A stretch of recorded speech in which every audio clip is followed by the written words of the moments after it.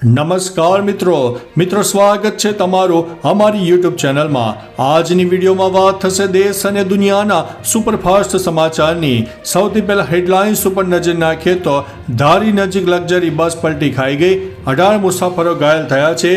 વાત છે અમરેલી પંથકની। ત્યારે આગળ વાત થશે ટ્રમ્પના નિર્ણયથી દુનિયા ચોંકી છે, હાર્વર્ડ યુનિવર્સિટી સામે કાર્યવાહી હાથ ધરવામાં આવી છે। ત્યારે આગળ વાત થશે રોબર્ટ વાડ્રાને ઈડીનું સમન્સ સામે આવ્યું છે। આગળ વાત થશે સલમાન ખાનને ધમકી આપનાર વડોદરાથી મળ્યો છે અને તેની ધરપકડ કરવામાં આવી છે। ત્યારે વાત થશે સુરતમાં મહિલાઓ રણચંડી બની છે, પોલીસ સ્ટેશન ઉપર હલ્લાબલ જોવા મળ્યો છે। ત્યારે આગળ વાત થશે અમેરિકામાં ઘૂસણખોરી મામલે કલોલના એજન્ટની ધરપકડ કરવામાં આવી છે। આગળ વાત થશે બંદૂક લાયસન્સ કૌભાંડમાં મંત્રીના પુત્રના નામે મોટો ખુલાસો થયો છે। ત્યારે વાત થશે ગોવિંદા વિશે સનસનાટીભર્યો ખુલાસો સામે આવ્યો છે। આગળ વાત થશે વિદેશ મંત્રી ડોક્ટર એસ જયશંકર નર્મદા જિલ્લાની મુલાકાતે હતા। ત્યારે વાત થશે ગરમીનો પારો ફરીથી ચડ્યો છે, 4 જિલ્લામાં હીટવેવનું એલર્ટ આપવામાં આવ્યું છે। ત્યારે વાત થશે અમરનાથ યાત્રાના રજીસ્ટ્રેશનના પહેલા દિવસે ધાંધિયા જોવા મળ્યા છે અને લોકોએ વિરોધ પ્રદર્શન વ્યક્ત કર્યું છે। ત્યારે વાત થશે અશુભના એંધાણ અત્યારે દેખાઈ રહ્યા છે। જગન્નાથ મંદિરના ધ્વજને ગરુડ લઈને ઉડી ગયું હતું, જેને અશુભ માનવામાં આવી રહ્યું છે। હવે મિત્રો સમાચારો વિસ્તારથી। હાલમાં સોશિયલ મીડિયા પર જગન્નાથપુરી મંદિરનો એક વિડીયો ખૂબ જ વાયરલ થઈ રહ્યો છે, જેમાં ગરુડ એક વિશાળ ધ્વજને લઈને મંદિરની ઉપર ઉડતું દેખાય છે। આ દ્રશ્ય જોઈને લોકો ચોંકી ગયા છે। જો કે વિડીયોને લઈને મંદિરના વહીવટીતંત્ર તરફથી હજુ સુધી કોઈ સત્તાવાર સ્પષ્ટતા કરવામાં આવી નથી। ઘણા લોકો આ ઘટનાને અશુભ માની રહ્યા છે, એટલા માટે અમે આ બાબતે જ્યોતિષાચાર્ય આશિષ રાવલ સાથે પણ વાત કરી હતી। મિત્રો અન્ય મહત્વના સમાચારની વાત કરીએ તો અમરનાથ યાત્રાના રજીસ્ટ્રેશનના પહેલા દિવસે ધાંધિયા। અમરનાથ યાત્રા માટે રજીસ્ટ્રેશન પ્રક્રિયા શરૂ થઈ ગઈ છે, પરંતુ શરૂઆતના દિવસો જે શ્રદ્ધાળુઓને તકલીફોનો સામનો કરવો પડી રહ્યો છે।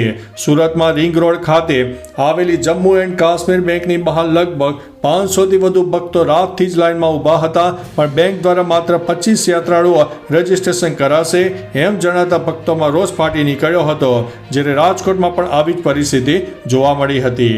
મિત્રો અન્ય મહત્વના સમાચારની વાત કરીએ તો ગરમીનો પારો દિન પ્રતિદિન ચડી રહ્યો છે, 4 જિલ્લામાં હીટ વેવનું એલર્ટ આપવામાં આવ્યું છે। રાજ્યમાં ફરીથી ગરમીનો પારો વધી રહ્યો છે। હવામાન વિભાગે આગામી 3 દિવસ માટે કચ્છ, રાજકોટ, બનાસકાંઠા અને સાબરકાંઠામાં હીટવેવની આગાહી સાથે યલો એલર્ટ જારી કર્યું છે। આ જિલ્લામાં તાપમાન 43થી 44 ડિગ્રી સુધી પહોંચવાની શક્યતા છે। પશ્ચિમ અને ઉત્તર પશ્ચિમ દિશાના પવનો કારણે રણ પ્રદેશના સૂકા પવનો ગુજરાત તરફ વળી રહ્યા છે, જેના પરિણામે ગરમીમાં વધારો પણ જોવા મળી રહ્યો છે। મિત્રો અન્ય મહત્વના સમાચારની વાત કરીએ તો વિદેશ મંત્રી ડોક્ટર એસ જયશંકર નર્મદા જિલ્લાની મુલાકાતે। ભારત સરકારના વિદેશ મંત્રી એસ જયશંકર નર્મદા જિલ્લાની 2 દિવસની મુલાકાતે છે।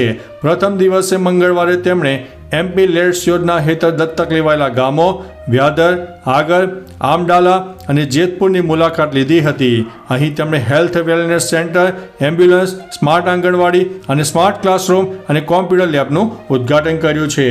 મિત્રો અન્ય મહત્વના સમાચારની વાત કરીએ તો ગોવિંદા વિશે સનસનાટીભર્યો ખુલાસો સામે આવ્યો છે। કમાલ આર ખાન એ ગોવિંદા વિશે સનસનાટીભર્યો ખુલાસો કર્યો છે। તેમણે કહ્યું છે કે ગોવિંદા હાલમાં માનસિક રીતે અસ્થિર છે। આ સિવાય ફિલ્મમાં બડી મિયાં છોટી મિયાં દરમિયાન ગોવિંદા એવા કામો કરતો હતો કે જે લોકોને આશ્ચર્યચકિત કરવા માટે પૂરતા હતા। તેમણે કહ્યું કે ગોવિંદા તેની સ્વર્ગસ્થ માતા સાથે કલાકો સુધી વાતો કરતો હતો અને તેના કારણે તેને પોતાનું કરિયર બરબાદ કરી નાખ્યું। મિત્રો અન્ય મહત્વના સમાચારની વાત કરીએ તો બંદૂક લાયસન્સના કૌભાંડમાં મંત્રીના પુત્રના નામનો ખુલાસો થયો છે। બંદૂક લાયસન્સ કૌભાંડમાં સુરતના ઓલપાડના ધારાસભ્ય અને અન્ય મંત્રી મુકેશ પટેલના પુત્ર વિશાલનું નામ સામે આવ્યું છે। તેણે નાગાલેન્ડથી બંદૂકનું લાયસન્સ મેળવ્યું હતું।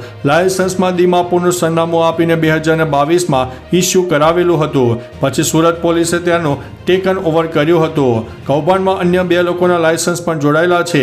લાયસન્સના દસ્તાવેજોમાં યુનિક નંબર હાથથી લખાયેલો હોવાનું પણ જણાવ્યું છે। મિત્રો અન્ય મહત્વના સમાચારની વાત કરીએ તો અમેરિકામાં ઘૂસણખોરી મામલે કલોલના એજન્ટની ધરપકડ કરવામાં આવી છે। અમેરિકામાં કેનેડા બોર્ડર પરથી ગેરકાયદેસર ઘૂસણખોરી કરતા ઝડપાયેલા મહેસાણાના પટેલ પરિવારના પતિ પત્ની અને પુત્રને ડિપોર્ટ કર્યા બાદ સીબીઆઈએ તપાસ હાથ ધરી છે. ઘૂસણખોરી પાછળ કલોલના એજન્ટ જીતુ પટેલ હોવાનું બહાર આવતા તેની ધરપકડ કરવામાં આવી છે. જીતુએ અગાઉ પણ અનેક લોકોને વિદેશ ગેરકાયદેસર મોકલ્યા હોવાનો આરોપ છે. હાલમાં નવી દિલ્હીમાં સીબીઆઈ દ્વારા તેની વિગતવાર પૂછપરછ પણ ચાલુ છે. મિત્રો, અન્ય મહત્વના સમાચારની વાત કરીએ તો સુરતમાં મહિલાઓ રણચંડી બની છે. પોલીસ સ્ટેશન બહાર હલ્લાબોલ. સુરતના કાપોદ્રા વિસ્તારમાં એક યુવક પાસેથી 20,000 રૂપિયા માંગ્યા હતા. યુવકે આપવાની ના પાડતા ચાકુ મારીને હત્યા કરી. ઘટનાથી રોષે ભરેલા પરિવાર અને સ્થાનિકો ગઈકાલે રાત્રે રસ્તા પર આવી ગયા અને ફરીથી મહિલાઓ રણચંડી બની હતી. મહિલાઓએ કાપોદ્રા પોલીસ સ્ટેશન બહાર હલ્લાબોલ કર્યો અને દારૂના અડ્ડા બંધ કરાવીને આરોપીને સજાની માગ કરી છે. મિત્રો, અન્ય મહત્વના સમાચારની વાત કરીએ તો સલમાન ખાનને ધમકી આપનાર વડોદરાથી મળી આવ્યો છે. તેની ધરપકડ પણ કરવામાં આવી છે. સલમાન ખાનને વોટ્સઅપ દ્વારા ધમકી આપવાના કેસમાં વડોદરાના 26 વર્ષીય મયંક પંડ્યાની ધરપકડ કરવામાં આવી છે. યુવકે મુંબઈ ટ્રાફિક પોલીસને ફોન કરીને સલમાનની ઘરમાં કાર ઘૂસીને હત્યા કરવાની અને તેની કારમાં બોમ્બ મૂકવાની ધમકી આપી હતી. મેસેજમાં બિશ્નોઈ ગેંગનો ઉલ્લેખ નહોતો, પણ પાછા અગાઉ મળેલી ધમકીઓ જેવી જ હતી. આ અંગે એફઆઈઆર પણ નોંધાઈ છે અને પૂછપરછ પણ હાથ ધરાઈ છે. મિત્રો, અન્ય મહત્વના સમાચારની વાત કરીએ તો રોબર્ટ વાડ્રાને ઈડીનું સમન્સ. સિકોહા બાદ જમીન કૌભાંડ કેસમાં ઈડીએ પ્રિયંકા ગાંધીના પતિ અને ઉદ્યોગપતિ રોબર્ટ વાડ્રાને સમન્સ પાઠવ્યું છે. વાડ્રાએ ઈડી સમક્ષ હાજર થવાનું કહેવામાં આવ્યું છે. તેમને બીજી વખત સમન્સ પાઠવવામાં આવ્યું છે. ઉલ્લેખનીય છે કે વાડ્રાની કંપની સ્કાયલાઇટ હોસ્પિટાલિટી પ્રાઇવેટ લિમિટેડની કોલોની વિકસાવવા માટે ગુરુગ્રામમાં 7.50 કરોડ રૂપિયામાં 3.53 એકર જમીન આપવામાં આવી હતી, પરંતુ વાડ્રાએ તે જમીન વેચી દીધી હતી. મિત્રો, અન્ય મહત્વના સમાચારની વાત કરીએ તો ટ્રમ્પના નિર્ણયથી દુનિયા ચોંકી છે. હાર્વર્ડ યુનિવર્સિટી સામે કાર્યવાહી હાથ ધરવામાં આવી છે. અમેરિકાના રાષ્ટ્રપતિ ડોનાલ્ડ ટ્રમ્પે પોતાના એક નિર્ણયથી ફરીથી બધાને ચોંકાવી દીધા છે. ડોનાલ્ડ ટ્રમ્પ વહીવટીતંત્રે હાર્વર્ડ યુનિવર્સિટીને અપાતું આશરે $2.3 બિલિયન ફંડ અટકાવી દીધું છે. આનું કારણ છે કે હાર્વર્ડે વ્હાઇટ હાઉસની માગણીઓનું પાલન કરવાનો ઇનકાર કર્યો હતો, જેમાં કેમ્પસમાં વિરોધ પ્રદર્શનોને મર્યાદિત કરવા અને વિવિધતા, સમાનતા અને સમાવેશને લગતા કાર્યક્રમોને દૂર કરવાનો આદેશ હતો. મિત્રો, અન્ય મહત્વના સમાચારની વાત કરીએ તો ધારી નજીક લક્ઝરી બસ પલટી ખાઈ ગઈ હતી. 18 મુસાફરો ઘાયલ થયા છે. અમરેલીના ધારી નજીક મોડી રાત્રે ઉનાથી અમદાવાદ જતી ખાનગી બસ પલટી ખાઈ જતા 18 મુસાફરો ઘાયલ થયા છે. અકસ્માતના પગલે સ્થાનિક લોકોના ટોળે સ્થળ ઉપર ઉમટી પડ્યા હતા. ઈજાગ્રસ્તોને ચલાલા હોસ્પિટલ ખાતે ખસેડાયા છે, જ્યાં તમામની હાલત સ્થિર છે. ઘટનાની જાણ થતાં ધારાસભ્ય જેવી કાકડિયા અને જિલ્લા ભાજપ પ્રમુખ પણ હોસ્પિટલ પહોંચ્યા હતા. તો ચાલો મિત્રો, ફરીથી દેશ અને દુનિયાના સુપરફાસ્ટ સમાચાર લઈને મળતા રહીશો. ત્યાં સુધી અમને રજા આપશો. નમસ્તે.